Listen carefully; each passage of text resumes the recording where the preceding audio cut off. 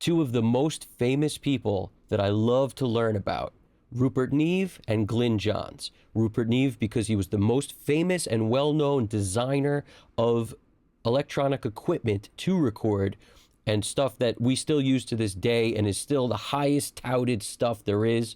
And then you got Glyn Johns, one of the best, most notable producers and engineers that there's ever been, who to this day is still recording, and stuff he does is still top of the top in terms of what you can do with recording, right?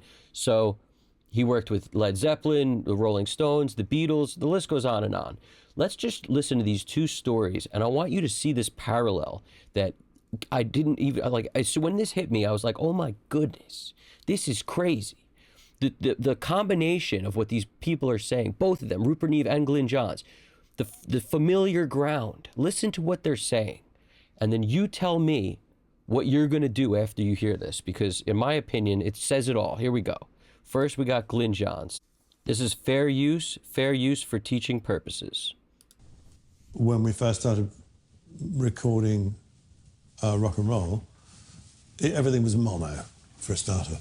And the normal process to record drums was a couple of condenser mics. In those days, they were U47s, Neumann U47s. This is the normal process that everybody did before his technique was invented. We used to put one above the kit, and they're not designed for that. They're designed to be used at much more of a distance, really. Mm-hmm. Anyway, if you put one over the top of the kit, the top of the microphone is actually live as well. A lot of people are not really aware of the fact the capsule sees. It doesn't just see in an angle either side of it. It actually, at the top of the mic, the capsule is live as well. So it basically captures most of the kit. And there were. So would you have it directly over it, or at an angle in front of the kit? It would be above the snare drum, basically, looking down on the whole kit. Yes. This is what everybody did. And then on occasion, one would use a floor tom-tom mic. Really?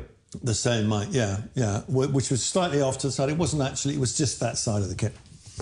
And that became the standard thing, and I took it with me wherever I went. And then and that would be some to mono, because everything was mono at the time. That would be some to mono, and then on occasion you would I'd always put a snare drum mic up. I wouldn't always necessarily use it. Again, it depends on the material and the guy and how well he tunes his kit and all kinds of things. And a bass drum mic. And so there'd be 4 mics on the drums, basically. So you got 4 mics on the drums. This is what everybody's doing. This isn't the Glyn Johns This is not the Glyn Johns technique. In other words, that floor tom mic facing, the hi-hat, and then the mic over the snare drum facing down at the snare drum, he didn't come up with that. This was the technique. And then there was also a snare drum close mic, which he would use sometimes, and a kick drum mic, 4 mics on the drums. This is what people were doing when rock and roll started being recorded. This was the technique he learned. Now check, and keep in mind, that's all being summed to mono, all right? So nothing's being panned around. Check this out. And obviously they were all movable. If the guy was playing a pattern on the top toms that you weren't catching quite enough, you could lower the mic over the overhead mic, and again, if he was using the floor tom stuff, you could move that, whatever, compensate. And this was taught to you when you started. This was a technique that was already used? This was something that it was something I picked up, watching other engineers, I guess, at IBC.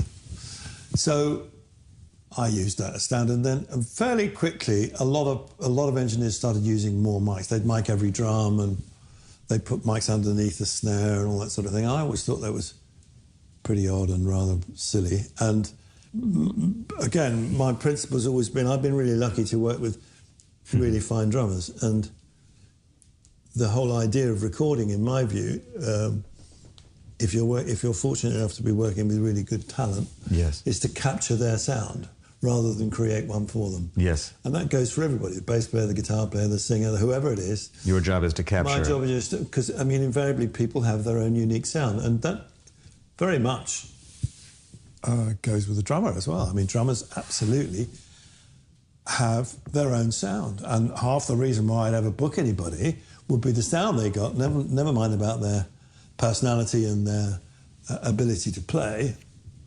So the really good drummers have their own sound, and they really know how to tune a kit to get what is required which takes a whole load of stress and strain off of me. All I've got to do is capture it, you know. I've got to reinvent the bloody wheel. That's right.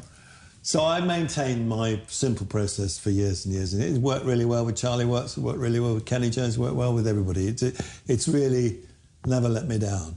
And so I start the Led Zeppelin album, and by this time we're recording 8-track, which was it was very cool at the time, because previously one had always had to jump tracks together and lose a generation, all that sort of thing in order to... He's referring to using a 4-track recorder. You only got 4 tracks. So that means if you wanted to record more than 4 things, you'd have to take 3 of them and bounce them all to the 4th track to then free up another 3 tracks, and then keep doing that. And then if you wanted to maintain control over 2 things, you'd only have 2 tracks then left to bounce to one of the tracks. You know what I'm saying? It was this constant battle. I've used a 4-track. It was the first thing I recorded on, was a Yamaha mini disc 4-track. So I'm very familiar with bouncing tracks, and it sucks. Here we go. To achieve any kind of overdub. Track sharing, a lot of track sharing. Exactly. So the drums and bass would invariably be recorded on one track. Right. As we went. So in the case of the Led Zeppelin session, I think I had John Paul Jones on a separate track, but I had the drums in mine. So we cut the first track, I think, and we decided, having cut it, that we'd put an acoustic guitar in it.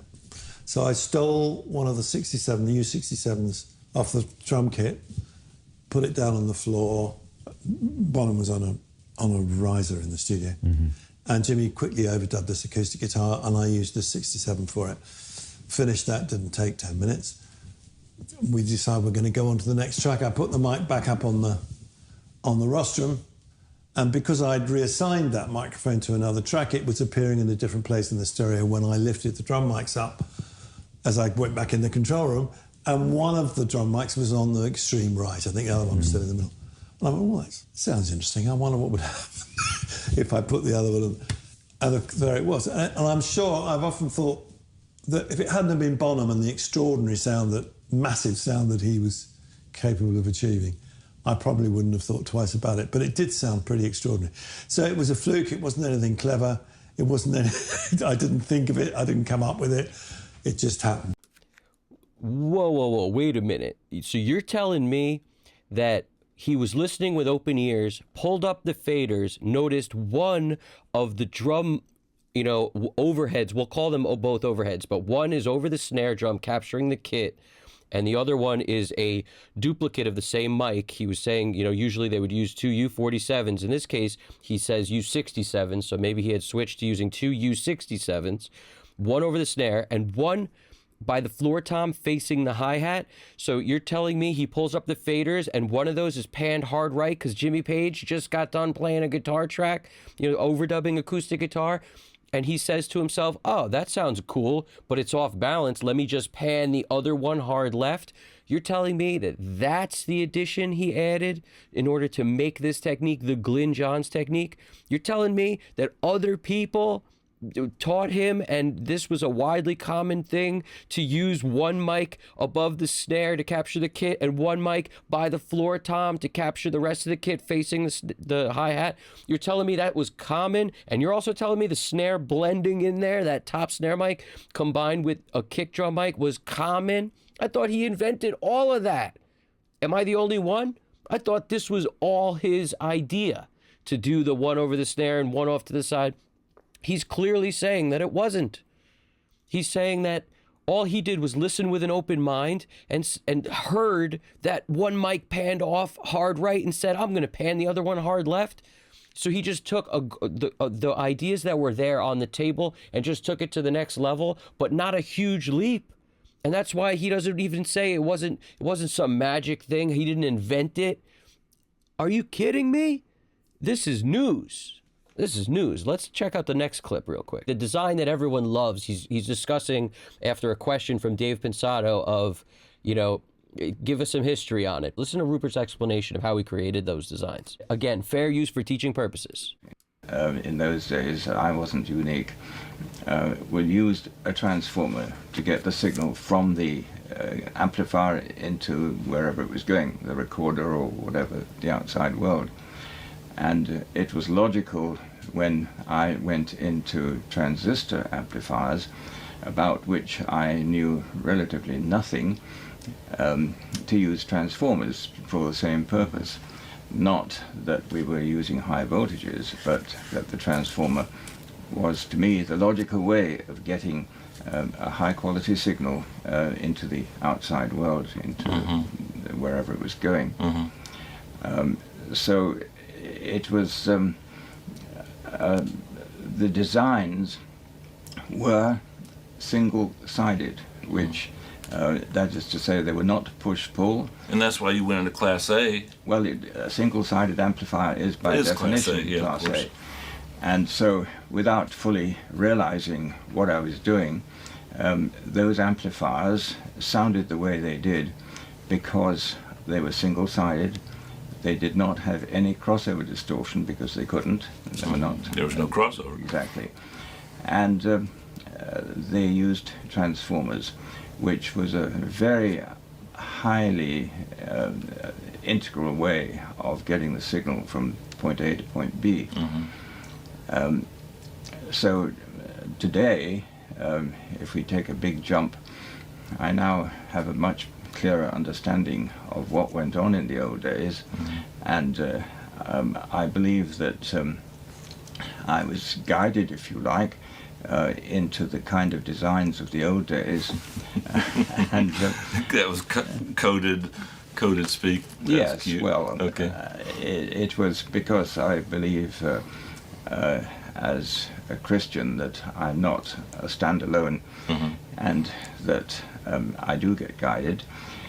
I believe that so too. When we were doing those designs with a great deal of difficulty, I might say. There was no magic design descended from heaven or anything, but worked through the night, slaved away to get the designs into the customer's hands so that he would pay the bills and I could pay the bank manager.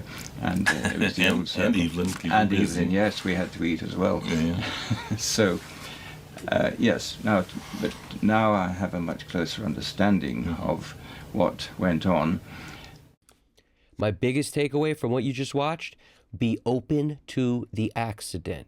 Don't be the guy that needs stuff proved to him before you try something.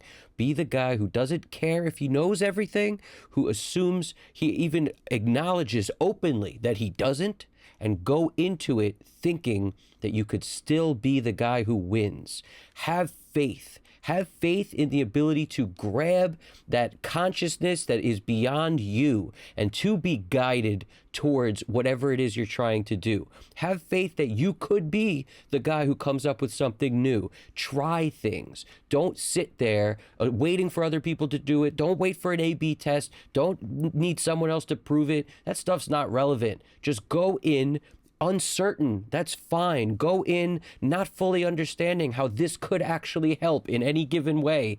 Go in knowing that even though you may feel that way, two of the biggest names in audio felt that way and still made it work. Glyn Johns acknowledges he did not have this idea until he sat there with an open mind and heard one of Bonham's drum mics panned way off to the right and said, what happens if I pan the other overhead way off to the left? And then, you know what I'm saying? He didn't know what was going to happen. Nobody showed him that. Nobody did any A/B test. Nobody taught him that. He just heard it and did it. And then you got this other guy, the most famous guy who makes audio equipment of all time, rest in peace. He's not with us anymore, but this is another reason why this is so valuable to me, these interviews with Rupert Neve especially, because the fact that he shared with us that he didn't really understand what he was doing when he started building these things that wound up being the most amazing things ever, and that he really fully did not know until All those years later, he invented these things when he was young. And then he's telling you all these years later, I realized what happened back then. He didn't fully understand what he was doing when he created it. Later, he understands why they were so great. But at the time, he just had the drive. And drive is not God-given. Drive is working harder than the other guy. Drive is outworking your desire to quit every single day, because we all want to put our feet up and relax. The guy who doesn't, who forces himself not to, is the one who's driven. This is not something that's innate within you. You must build it like a habit. You must break your habits that cause you to be lazy. You must change your life that is causing you to not fulfill the dreams and desires that you want to fulfill, and you must fight that every day with work, hard work, doing what you want to do into the wee hours of the night, like Rupert Neve said, so he could pay the bank manager, which pay rent, pay his employees so he would still have employees, so he could get the product out. You understand? He wasn't, how could you possibly not understand that he didn't even know if these things were going to be great when he made them, but he was willing to take the risk. Just like every one of you, if you've created a song and you don't know who's going to like it, and you're trying some new technique and you don't know who's going to appreciate it, you're just like them. You are them. You are the most famous people in audio. We're all the same. We're all like that. We all have that fear. The ones who decide that it's too scary, I'm going to quit, aren't the ones like them. That's the difference. That's the only difference. We all have the same fears. We've all been there, and they were there. So I just feel like it hits home with me on such a hard level. And if you don't, like right now, I'm about to go dig out these old pieces of gear that I have and just put them into circulation with these 90s, 80s reverbs, these crazy things that I got going on upstairs. I'm going to figure out how to get them into this game. All right, because it just gives me the need to experiment. And I hope you guys feel that too. If you did, do me a favor. Let me know what you're going to experiment with. Let me know what you got from it. I hope you dug it. Subscribe if you haven't already. My name's Evan Jaffe. This is Custom Cut Studios. You guys got this. You got this.